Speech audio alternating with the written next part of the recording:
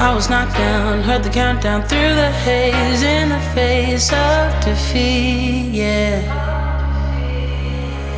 I was ruled out with no bailout on my own, all alone, left to bleed out. Da har vi kommet oss litt oppover, og som vi har snakket om i tidligere videoer, når du skal ut og gå tur, så kommer regnet.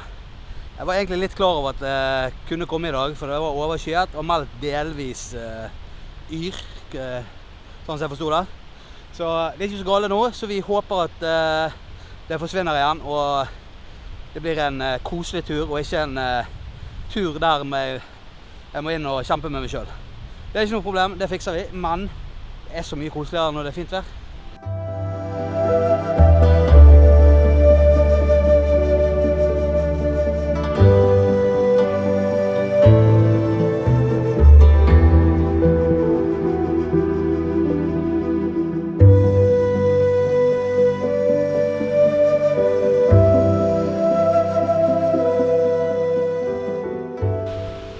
Det er sikkert nydelig her oppe. Mye åpen skog. Det er veldig skogtett, men allikevel åpent. Så nydelig, nydelig.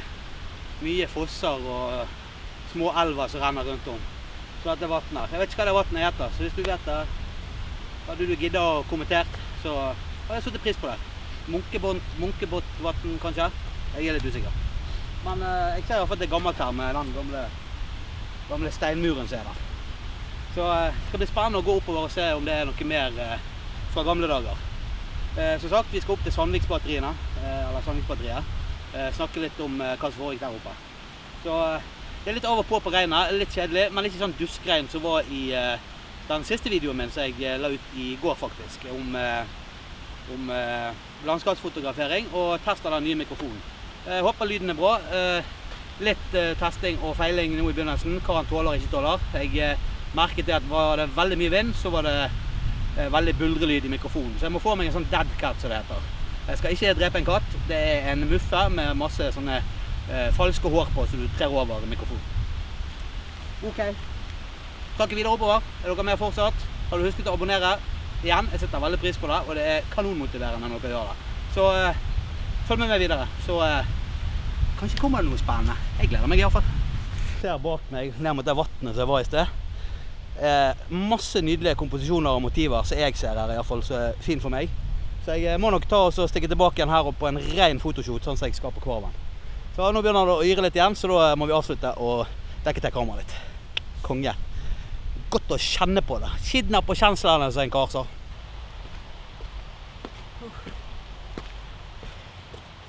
Kollisjonen var ikke det en gang var. Men nydelig er det.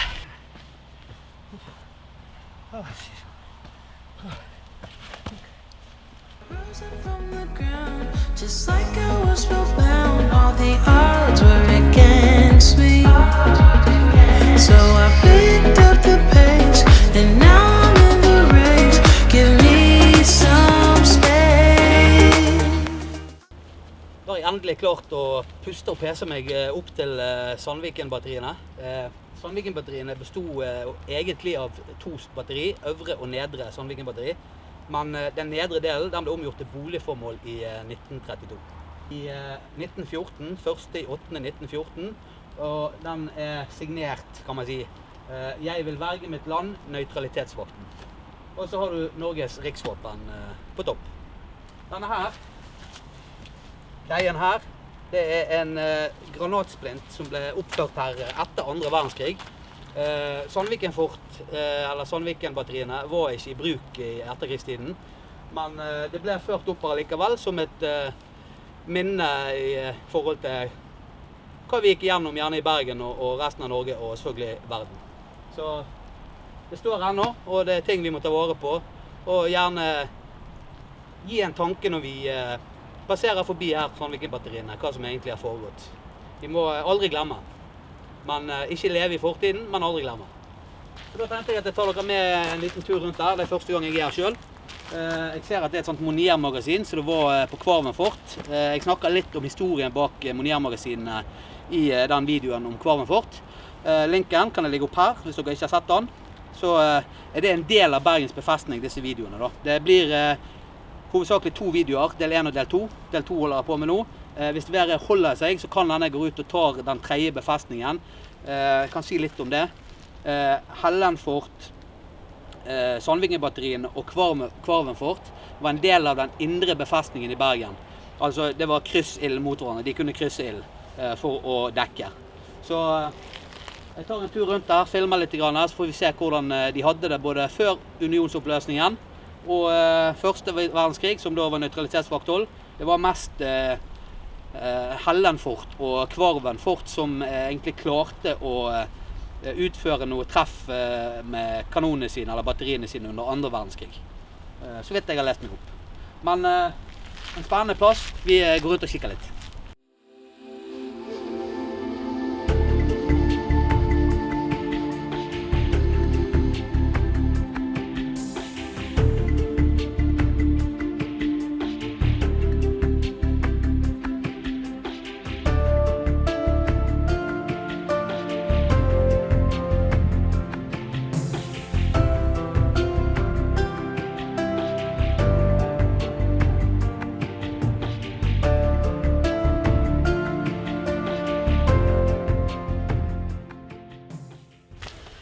Vi har vært inne i et Monier-magasin.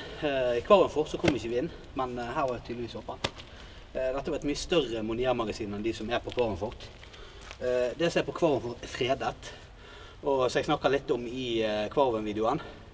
Det ble oppfunnet av en av hovedmennene bak denne type armeringsbetong, het Josef Monier, og han var en gartner.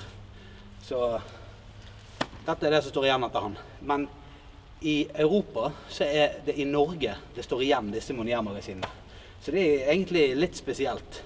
Hvis du tenker tilbake til unionstiden og oppbyggingen av Norges forsvar, så var dette her en viktig del av utplasseringen av våpen og ammunisjon.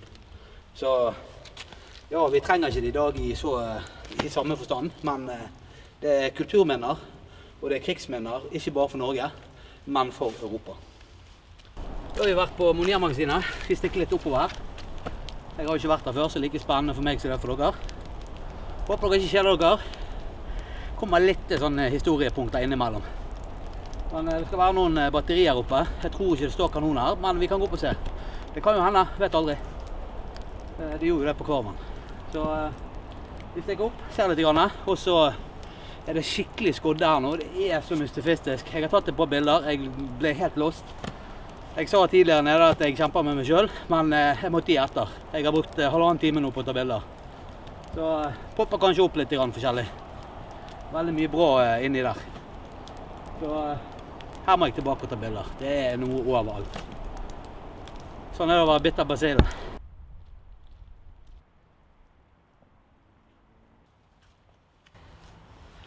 Jeg har kondis som esel. Sandviksbatterier ble oppført i 1898, og i 1952 så fikk Sandvik-guttenes forening et brev fra Obersten, tror jeg det var, om at fortet skulle legges ned som en del av Bergens befestning. Hvis dere husker, jeg snakket om det i Kvarven-fortfilmen, hvis dere har sett den. Og Sandvik-guttenes forening, de heiv seg rundt, og fikk da disposisjonsrett til friluftsliv og bruke området her til noe konstruktivt. Ja, da filmer litt rundt her. Jeg mener det sto 21 cm her. På Kvarven, jeg skal filme over og peke hvor det er, så sto det 21 cm her. Og så sto det 2 her, mener jeg. Hvis det da ikke var 2 på Hellenfort. Jeg er litt ute og sykler nå.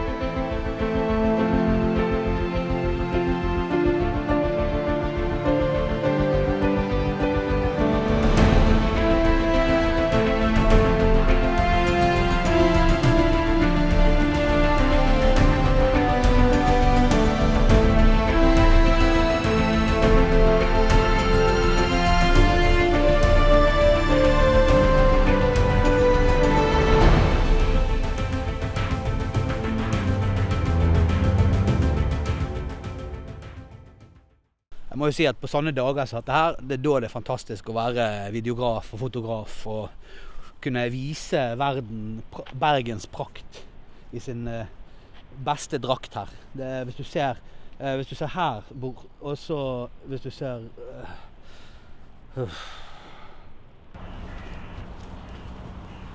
Her er det egentlig veldig god utsikt, men som dere ser, så er det veldig skoddete nå. Kanskje jeg har vist noen klipp i forkant nå der det var litt mer klart. Men ute der en plass, innseilingen til Bergen, der er Kvarven fort. Jeg har en video, link oppe til venstre. Der kan dere få litt info om hva som foregikk ute på Laksevåg i tiden før unionsoppløsningen, og hva som foregikk første verdenskrig og andre verdenskrig. Bergens befestning, eller den indre befestningen til Bergen, bestod av Hellenfort, Sandviken-batteriet og Kvarvenfort. Hellenbatteriet og Kvarvenfort var de to fortene som var mest involvert, eller var involvert, i invasjonen 9. april 1940. Sandviken-batteriet, den øvre delen, den nedre delen, ble solgt i 1932 til boligformål. Men den øvre delen, Sandviken-batteri, var ikke involvert under invasjonen 9. april. Han var ikke bemannet. Så hadde han vært bemannet, det stod en 24 cm haubitserkanon her. Kanskje den kunne gjort noe skade, det vet vi ikke. Men så kjent så ble jo den ene tyske krigsmaskinen, den ble senket på Skolten, tror jeg det var, 10. april, dagen etterpå, ut av britiske allierte.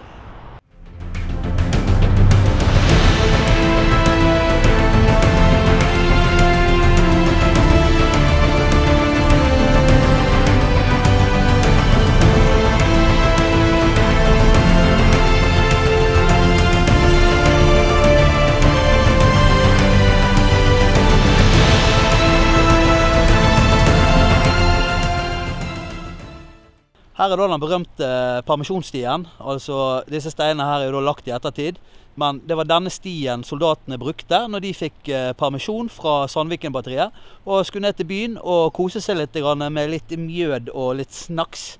Så jeg går ikke ned der nå, for jeg må hinveien, da blir det voldsomt langt å gå. Kanskje en annen gang, men ikke nå. Så sånn ser den ut. Jeg skal ta litt bilder, så kan vi se litt lenger nedover. Håper dere likte videoen. Igjen, jeg fikk mange abonnenter etter forrige video, så det satte jeg veldig pris på. Det var superkjekt. Jeg håper du vurderer å abonnere på meg. Følge meg på reisen min. Det er foto, det er historie, det er urban exploration.